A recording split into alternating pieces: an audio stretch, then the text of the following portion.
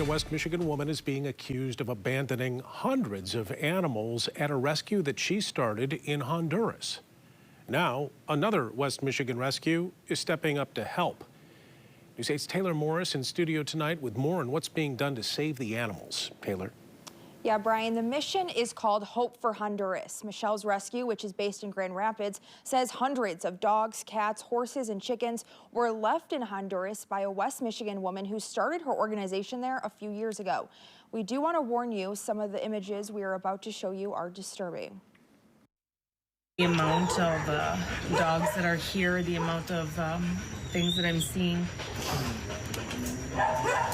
really hurt to swallow. We need to get these guys out of here. When volunteers with Michele's rescue heard about what was happening in Roatan, a small island located in Honduras, they say they felt no choice but to help out. We had become involved and heard about this rescue in Honduras that had failed. And there were animals that were left there to die, that were abandoned, that were starving. According to those with Michele's rescue, the person who started the Honduras rescue is from right here in West Michigan. It's a couple from Grand Rapids that started this rescue a few years ago, and that's why it's even more near and dear to us. Back in December, volunteers with Michele's rescue flew out to Honduras to assess the situation. Originally, they planned on taking 10 dogs. And when we walked in the door, it turned to 20, and then it turned to 29, and then it turned to 31. And so we just knew that we had to do something.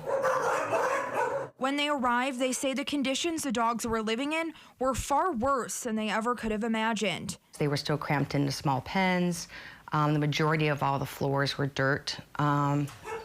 We could feel, our toes were stinging from the feces, the urine that was in the dirt.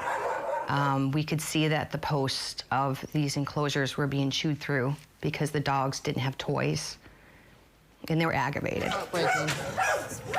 Luckily, many of the animals, including the chickens and horses, were rescued. The cats were also saved by a rescue called Flight Angels of Roatan. When it comes to the next steps, Michele's rescue says their goal is to get all 31 dogs they took to the U.S. by late January. In order to accomplish that, they need donations to help pay for vaccinations required by the CDC and foster families. Where we need help is that when these animals arrive here, we're going to put them all into foster homes so we can fully assess what they need. A lot of these animals are going to be emotionally broken, and it's going to take time. We reached out to the woman who started the rescue in Honduras but did not hear back. Her ex-husband sent us a statement saying all the decisions were made by his now ex-wife and that he was appalled when he learned about the animals' conditions. If you'd like to help the dogs, we'll have a link online at woodtv.com. Brian?